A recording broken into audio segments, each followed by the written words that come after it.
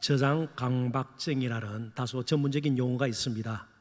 Compulsive Hoarding Syndrome이라는 행동 장애인데요. 말은 우리에게 낯설다 할지라도 풀이를 하면 우리가 대충 알만한 것입니다. 자, 뜻이 무엇입니까? 사용하지 않는 물건이라도 필요하지 않다 그런 뜻이죠. 그걸 버리지 못하고 계속 저장해 두는, 심지어는 누가 내다가 버린 물건까지도 가져와 쌓는 강박장애의 일종입니다. 그런데 이 장애의 가장 근본적인 문제는 버릴 것과 버리지 말아야 할 것을 제대로 분간하지 못하는 데 있습니다. 행동 이전에 어떤 정신 상태, 심리 상태가 앞선다 그런 뜻이죠. 그래서 자신의 의사에 반하여 지금 쌓아놓은 것, 버리지 못하고 두고 있는 것, 버리게 될 경우 심한 우울감과 불안감에 시달리게 되는 것입니다. 마찬가지로 우리에게도 영적 분별력이 필요합니다. 예수 믿고 우리의 소속이 달라졌다면, 이제는 하나님께 속한 자라면 분명히 버릴 것과 지킬 것을 분간할 수 있어야 합니다. 예수 믿고 새 사람 되었는데 이전에 예수 믿기 전에 삶의 방식을 끝까지 지키고 바꾸지 않는다면 이게 문제죠. 그리고 지킬 것을 제대로 또 지키는 것도 필요합니다. 자신의 영적인 상태라든지 여러 가지 자신의 성품이라든지 이런 부분에 대해서 제대로 다듬고 이게 중요하다 그런 생각 없이 그냥 마음대로 사는 것을 우리는 경계할 필요가 있는 것입니다. 하나님께 속한 자라면 하나님께 속한 자처럼 살아야 합니다. 하나님의 자녀로 부르심을 받았다면 그 부름에 합당하게 살아야 한다는 말이죠. 그래서 오늘 나눌 말씀의 주제는 소속을 분명히 하자. 내가 누구에게 속했는가를 알고, 그리고 하나님께 속한 자라면 거기에 합당하게 살자는 것입니다. 본문은 사도 요한이 당시 교회를 어지럽히고 있는 거짓 교사들을 경계하면서 미혹하지 말라는 말씀으로 가르치고 있습니다. 그리고 더 나아가서 하나님께 속한 자와 마귀에게 속한 자를 분간할 수 있어야 된다고 또한 말씀하고 있습니다. 어떻게 분간할 수 있을까요? 어떻게 판단할 수 있을까요? 그러니까 그들이 무엇이란 말하는가 그것만 보고 단순히 판단하지를 말고 어떻게 사는가를 보라고 권고합니다. 우리가 하나님께 속한 자로 예수를 믿고 사는데 예수님에 대해서, 성경에 대해서 많은 지식을 가지고 많은 말을 하고 이것만 가지고 예수를 믿는가 판단하지 말라는 겁니다. 하나님께서 진정으로 속한 자인가, 어떻게 사는가 드러날 수밖에 없다는 것이죠. 그래서 마귀에게 속한 자의 삶을 보라는 겁니다. 그들에게 지금 여러 가지 어려움을 가져다 주고 있는 거짓 선생들의 삶을 보라는 겁니다. 마찬가지죠. 오늘 이단 사이비들을 한번 보십시오. 말만 가지고는 미혹당할 수가 있어요. 그런데 교주라든지 거기에 속해 있는 사람들의 삶을 한번 보자는 것이에요. 굉장히 비정상적이고 비도덕적인 그런 모습을 띠지 않아요? 바로 오늘 본문의 말씀도 그 점을 지금 강조하고 있습니다. 아무튼 모든 인간은 마귀에게 속하여 살든지 아니면 하나님께 속하여 살든지 둘 중에 하나입니다. 중간지대는 아예 존재하지 않습니다. 영적으로 DMZ 전혀 존재하지 않습니다. 그렇기 때문에 내가 누구에게 속한 자인가를 먼저 확인하고 거기에 합당하게 살기 위해서 우리의 삶을 재조정하는 것은 굉장히 필요한 일입니다. 어느 때보다도 그런 소속의 심각성을 우리는 다시 한번 마음속에 새기고 우리 자신을 보아야 할 것입니다. 그래야만 정체불명의 삶을 청산할 수 있어요. 교회 내에서는 성도답게 보이는데 교회 밖에서는 그렇지 않는 경우, 그게 도대체 무슨 문제일까? 버릴 것과 지킬 것을 제대로 분간하지 못하고 소속에 어디에 소속되어 있는가, 이 부분에서도 확신이 없다면은 우리가 오늘 이 말씀을 통해서 다시 한번 우리 자신을 살펴보면서 다듬는 시간을 가졌으면 좋겠습니다. 그래서 몇 가지 작은 주제를 나누기를 원하는데, 첫째는 미혹의 덫에 쉽게 넘어가지 말라는 겁니다. 미혹의 덫에 우리가 빠져버리게 되면 무엇이 가치 있는 것이고 의미 있는 것인지조차 분별하지 못하게 됩니다. 7절을 보십시오. 자녀들아, 아무도 너희를 미혹하지 못하게 하라. 의를 행하는 자는 그의 어려우심과 같이 어렵고. 성경은 마귀는 헬라어입니다. 디아볼로스, 거기서 데블, 마귀라는 말이 나왔습니다. 사탄은 히브리어입니다. 같은 실체예요. 동일한 존재입니다. 그런데 이 마귀 혹은 사탄의 역할을 성경에서는 크게 세 가지로 가르쳐 주어요. 첫째는 마귀가 참소하는 자, accuser, 참소하는 자. 예수 믿고 그것밖에 살지 못하나, 예수 믿었다고 뭐 달라지는 것이 무엇이냐, 그러면서 점점 예수님과의 관계와 멀어지게 만드는 그런 참소하는 자. 두 번째가 파괴하는 자예요. destroyer, 파괴하는 자. 흔히 우리가 군사 용어로도 구축함, 그걸 영어로 destroyer, 파괴하는 전함, 그런 뜻이에요. 문자적으로는요, 이 파괴하는 자, 관계를 파괴하고 몸을 파괴하고 부부 관계를 완전히 엉망으로 만들어 가정을 무너뜨리고요, 심지어 교회도 직접 공격을 해서 파괴하는 경우들이 있어요. 그래서 교회 내에서 굉장히 싸우고 분규가 일어나고 갈등이 심해지는 그런 일들, 다 마귀의 그런 일들입니다. 세 번째가 미혹하는 자 혹은 유혹하는 자, tempter. 계속해서 죄짓게 만들고요, 그래서 넘어지게 만들고요, 거짓 가르침에 쏟게 만들어서 진정한 신앙의 자리에서 멀어지게 만들어 버리는 것이죠.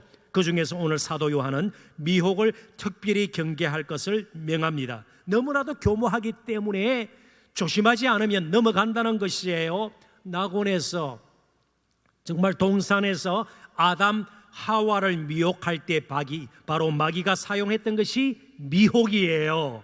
미혹요, 속여서 말이죠, 굉장히 달콤하게 다가왔다는 것이죠. 그때도 마찬가지고 오늘날도 마찬가지예요. 마귀가 우리를 미혹할 때 혹은 마귀에게 속한 자를 통해서 우리에게 다가올 때에 절대로 두려운 모습으로 다가오지 않아요.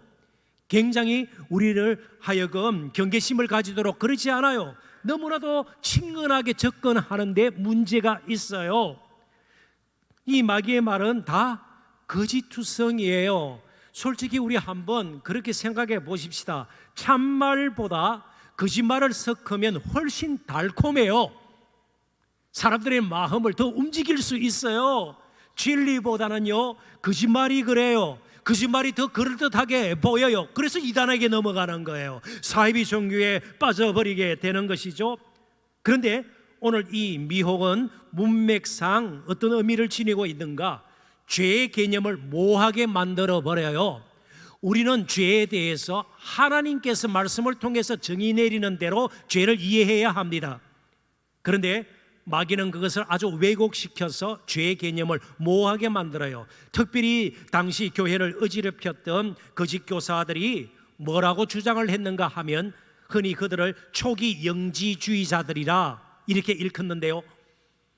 그러니까 육체는 원래부터 악하고 더러운 것이고 영은 선하고 아주 고결한 것이기 때문에 우리의 영혼만 잘 지키면 된다, 이런 식으로 가르쳐 준 것입니다. 그래서 육체로 짓는 죄, 불의를 행해도, 형제와의 관계가 좋지 못해도, 비도덕적으로 살아도 괜찮다는 겁니다. 우리의 영혼이 깨끗하면, 그리고 예수님으로 말미암아 구원을 얻었으니 괜찮다는 겁니다. 얼마나 달콤해요.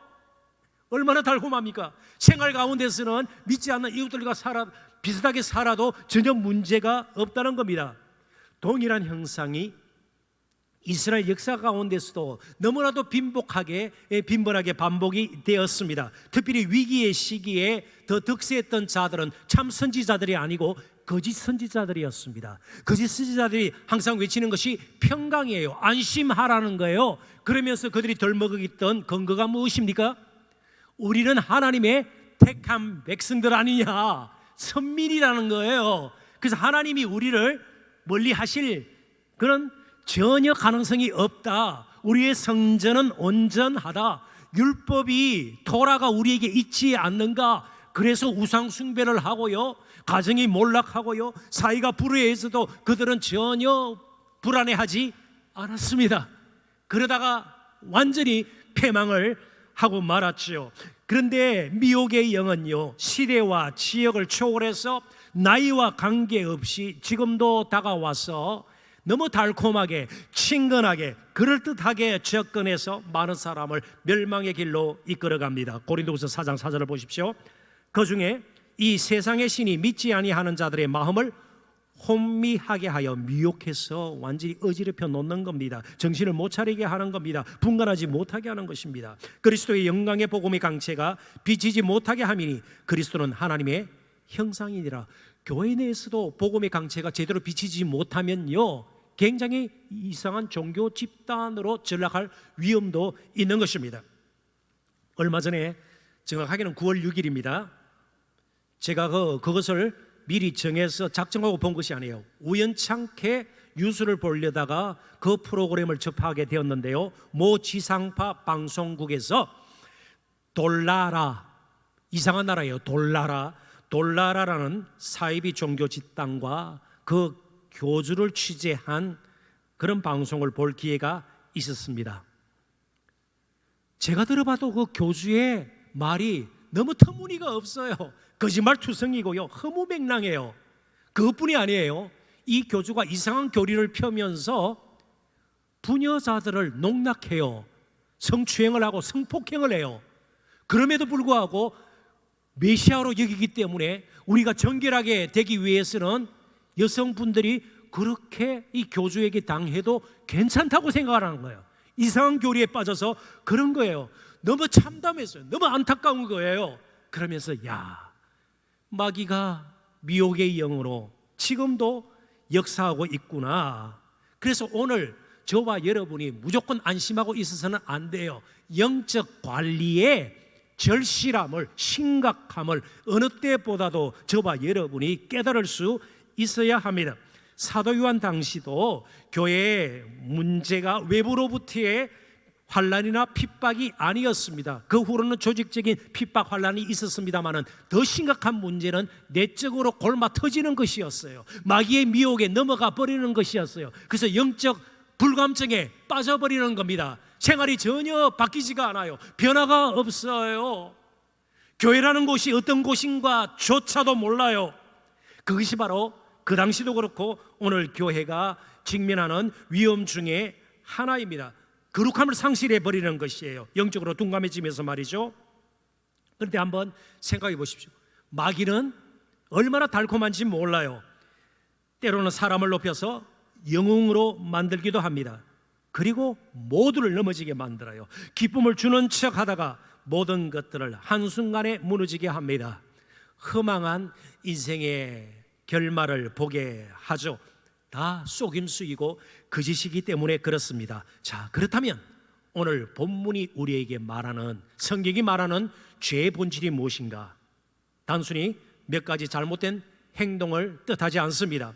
우리의 실수, 연약해서 저지르는 실수 혹은 약점들, 이런 것들이 죄가 사실은 본질적인 의미에서 아닙니다. 죄는 근본적으로 불법입니다. 좀 전문적인 용어로 아노미아예요. 불법, 헬라에서 왔습니다.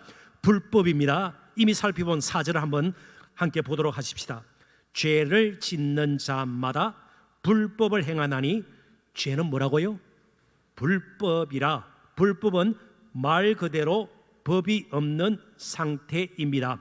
하나님께서 구약에서 율법을 주시고요, 오늘 저와 여러분에게 이처럼 하나님의 말씀을 주신 이유가 무엇입니까? 삶의 기준, 원리가 무엇인가를 일단 주시기 위함이죠. 지금 죄의 문제에 대해서 다루고 있습니다. 그런데 불법은요, 아예 그 법을 주신 하나님을 인정하지 않는 거예요. 무시하는 거예요. 거부하는 것입니다. 결국 죄는 하나님과의 관계에서 이해할 개념이에요.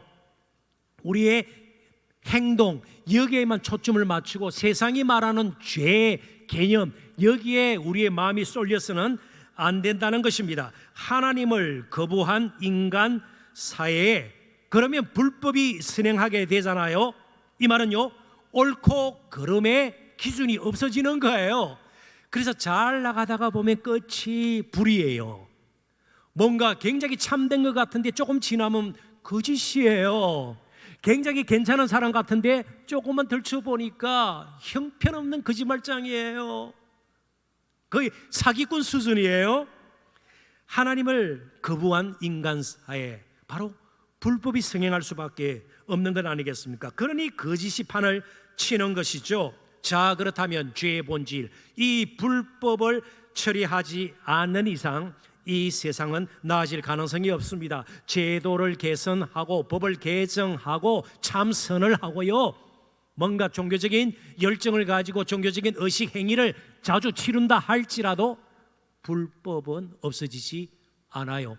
오히려 더 우리의 상태가 심각해질 수 있어요. 그리고 단순히 세상적인 폭넓은 지식과 아주 다양한 그리고 다량의 정보를 가지고도 이 죄를 처리할 수 없습니다. 그래서 우리에게는 구주가 필요해요. 예수 그리스도가 필요해요. 그래서 두 번째 나눌 말씀이 능력의 씨입니다. 오늘 본문에도 하나님의 씨라는 표현이 나오는데, 씨는 어떤 개념이 아니에요. 생명력이 있는 거예요. 움직이는 거예요. 열매로 연결이 되는 거예요. 그러니까 하나님의 씨가 무엇이며 그 하나님의 씨가 나의 삶하고는 어떤 관계가 있는지 잘 살펴볼 필요가 있다는 말씀입니다. 8절 9절을 봅니다.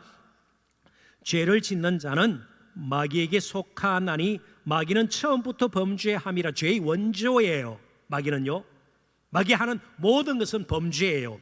하나님의 아들 예수 그리스도가 나타나신 것은, 이 땅에 오신 것은 마귀의 일을 멸하려 함이라. 우리를 지배하지 못하도록 크게 세 가지 정죄, 그죠? 파괴, 그리고 유혹하지 미혹하지 못하도록 근본적으로 이제 하나님께서 예수 그리스도를 보내셔서 마귀의 일을 멸하게 하셨습니다. 하나님께로부터 난 자, 거듭난 자, 중생의 체험이 있는 자, 혹은 하나님의 자녀, 다 비슷한 내용을 담고 있는 그런 용어들이죠. 죄를 짓지 아니하나니, 예수 믿고 중생한 자가 죄를 지을 수 있어요, 없어요? 죄를 지을 수 있어요. 한번 지난 한 주간 전혀 미움이라는 건 나하고는 관계가 없어요, 그런 분이 있나요? 다른 사람 비판한 적이 나는 한 번도 없어요. 작은 것이라도 나는 거짓말 한 적이 없어요. 아니에요. 저도 마찬가지예요. 여기 죄를 짓지 아니한다 이 말은요, 불법을 습관적으로 저지른다, 그게 아니에요. 하나님 없는 것처럼 옳고 그름 기준도 없이 내 마음대로 사는 거예요. 기탄 없이 습관적으로 같은 죄를 반복하면서 불법의 삶을 계속 살아가는 거예요. 예수 믿는 자는 그럴 수가 없어요. 도저히 견디지를 못해요. 엎드려질 수밖에 없어요. 마음을 찢고 회개할 수밖에 없어요. 이는 하나님의 씨가, 이게 참 우리의 관심을 끄는 용어예요. 하나님의 씨가 그의 속에 거하며 그도 범죄하지 못하는 것은 하나님께로부터 났습니다. 일단은 마귀는 만만한 존재가 아닙니다. 없는 것처럼 가장을 따릅니다. 그것도 미혹이에요. 마귀, 그러니까 영화에 나오는 혹은 방송에 나오는 막 귀신 있잖아요, 그죠? 칼을 물고, 그죠? 하얀 소복을 입고 대학병원 근처에서 어서는 거, 이런 게 아니에요. 마귀는 실체예요. 실체예요. 하나님이 살아계시다면, 그걸 믿는다면 마귀도 존재하는 거예요. 마귀는 만만한 존재가 아닙니다.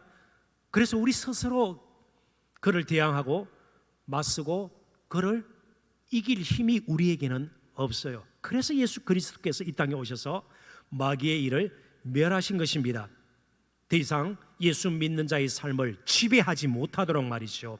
창세기 3장 15절에서 일찍이 아예 그 내용을 그려주고 있습니다. 내가 너로, 여기는 배후에 마귀가 있고 뱀의 입을 통해서 미혹하지 않았습니까? 여자와 원수가 되게 하고 내 후손도 여자의 후손과 원수가 되게 하리니, 여기 여자의 후손이니까 얼마나 자손이 많겠어요. 그런데 단수로 되어 있고요. 그리고 근본적인 의미는 seed, 씨예요.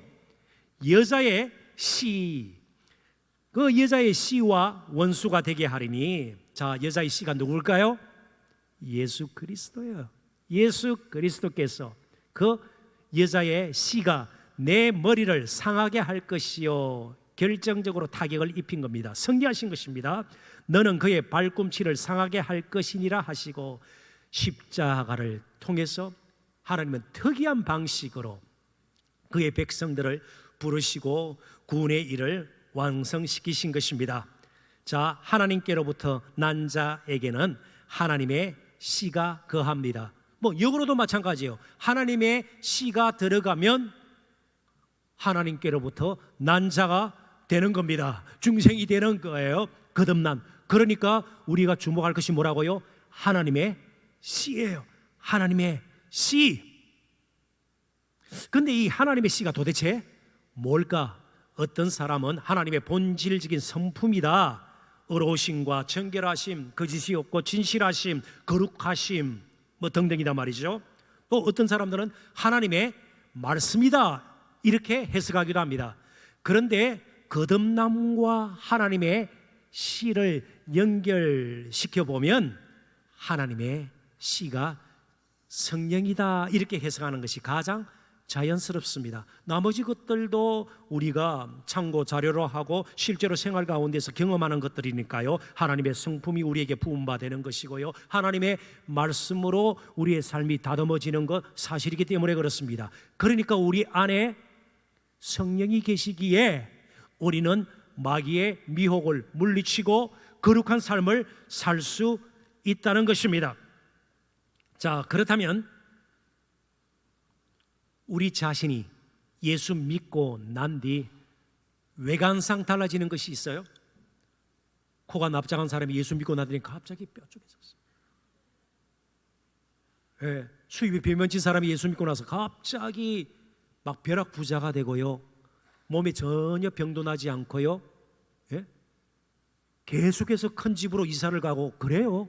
아니에요. 예수 믿지 않는 사람들 가운데 예수 믿는 사람들보다 훨씬 재산이 많은 사람들 많아요.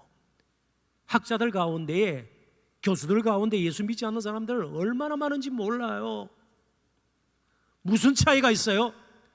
꼭 기억하십시오. 예수를 진정으로 믿는다면 하나님의 씨가 살아 계신 성령께서 우리 안에 계세요. 이걸 모르고 자꾸만 다른 것으로 나의 삶에 좀 변화를 일으켜 보겠다, 새로워지겠다, 그럴 필요가 없는 거예요. 우리의 재력이나 학력이나 어떤 세상적인 권세, 이런 것들로 우리의 삶을 한번 변화시켜서 진정으로 우리 인생에 안정을 가져다 주고 평강을 누리고 정말 유혹도 없이 죄를 물리치면서 그럴 수가 없다는 겁니다. 처음부터 끝까지 하나님의 씨예요. 성령의 생명력이에요. 인격체예요. 우리를 때로는 아주 노하시면서 거절하시기도 하고요, 때로는 단식으로 우리가 기도하지 못할 정도로 연약해져 있을 때 우리를 대신해서 기도하시기까지 하시는 바로 삼위 하나님이세요. 그래서 성령 충만하다, 그러니까 불 내려라 이런 게 아니에요. 성령은 기운이 아니에요. 이게 하나님의 씨는요, 무슨 기운이 아니에요. 그러니까 성령 충만을 너무 신비한 체험으로 아니에요.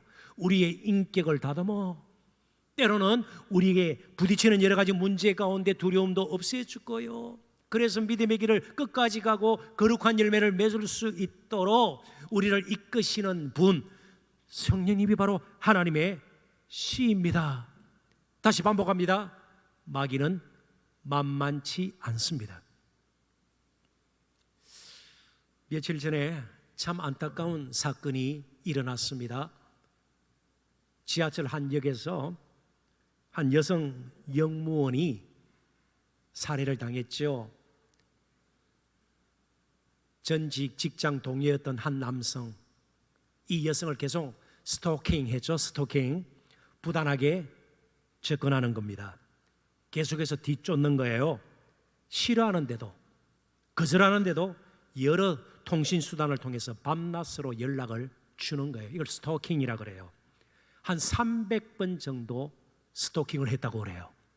그런데 결국에는 그 지하철 역사에서 화장실 인근에서 흉기를 가지고 있는 이 남성의 손에 참 안타깝게 이 여성이 숨지고 말았습니다. 아무도 그를 지켜주지 못했어요. 또 여성의 몸으로 그 남성의 완악한 공격을 당해낼 수가 없었던 것이죠. 300번 스토킹했어요. 근데 마귀는요, 숨질 때까지, 나이에 관계없어요. 숨질 때까지 우리를 스토킹해요. 좋아서가 아니에요. 우리를 넘어뜨리려고 계속해서 뒤쫓아와요. 빈틈을 노려요. 때로는 미혹해요. 안 되면 파괴시켜버려요. 계속해서 공격해요. 결국 우리가 정말 생명력 있게 하루하루를 거룩한 성도의 삶을 살면서 살아가려면요, 하나님의 씨의 능력을 받아야 되는 거예요. 하나님의 씨가 계속해서 우리를 주장하도록 우리의 삶을 맞추어 나갈 필요가 있는 겁니다. 마귀에게 속한 자는 아무리 참선을 하고 선행을 일삼으며 양심껏 살려고 해도 결국 마귀의 지배 아래 있기에 불의와 불법, 아노미아의 삶, 정오의 삶을 살 수밖에 없습니다. 그러나 예수님을 믿으면 하나님의 씨가 계속해서 일하시고요, 그 하나님의 씨가 우리를 붙들어 주시기에 오늘 이 자리까지 살았고 이 자리까지 나오게 된 것입니다. 자, 그렇다면 그 하나님의 씨가 이제 충분히 우리를 통해서 열매를 맺도록 우리를 이끄실 때 우리는 순종의 삶을 살아야죠. 그래서 결론적인 말씀, 자녀다운 삶을 세 번째 살아야 합니다. 10절 다 같이 봅니다. 이러므로 하나님의 자녀들과 마귀의 자녀들이 드러나나니 무릇 의를 행하지 아니하는 자나 또는 그 형제를 사랑하지 아니하는 자는 하나님께 속하지 아니하니라. 무엇보다도 우리가 누구에게 속했는가를 아는 것이 필요합니다. 마귀의 자녀는 불법과 거짓과 분리와 그리스도를 대적하고, 즉 그리스도죠, 불의하고 미혹하고 불신과 정오로 가득한 삶을 너무 자연스럽게 살아갑니다. 그런데 하나님께 속한 자는요, 아니요, 의를 붙들게 돼요. 당장의 유익과 나를 행복하게 만들 수 있는 것, 이 찰나적인 쾌락을 줄 수 있는 것, 여기에 인생을 매지 않아요.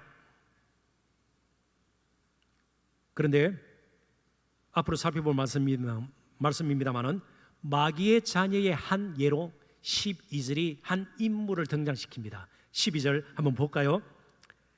가인같이 하지 말라. 그는 악한 자에게, 마귀에게 속하여 그 아우를 죽였으니 어떤 이유로 죽였느냐? 자기의 행위는 악하고 그의 아우의 행위는 의로움이라. 가인은 계속 불법의 삶을 살았습니다. 그래서 행위 자체가 악할 수밖에 없었습니다. 그 악이 넘쳐서 결국 형제 아벨을 쳐주게 됩니다. 이제 우리는 결단해야 합니다. 가인의 삶을 덧없이 살 것인가? 그렇지 않으면 이제부터는 하나님의 씨가 우리에게 가르쳐주고 때로는 우리로 하여금 도전케 해서 예수의 삶을 살 것인가? 예수를 닮을 것인가? 가인을 닮을 것인가? 7절에도 이미 그의 의로우신과 같이 의로워라, 그렇게 말씀하고 있지 않아요? 여기 그는 예수 그리스도입니다.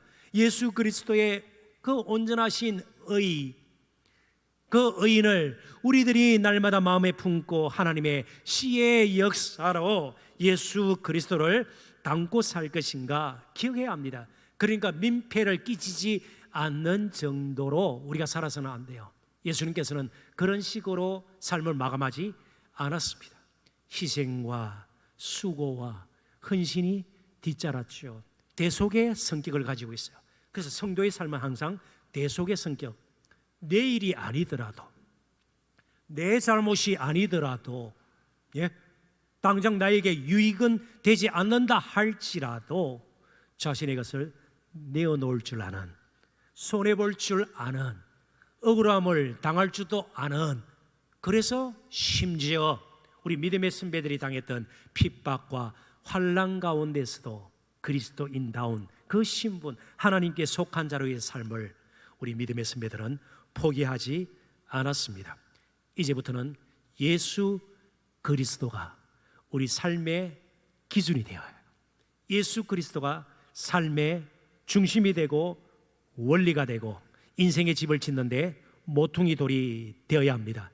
그리고 하나님의 씨의 능력으로 예수를 닮아 어렵게 사랑하며 거룩한 길 계속 걸어가시는 저와 여러분 되시기를 주님의 이름으로 축원합니다. 기도하겠습니다. 하나님 아버지 은혜와 사랑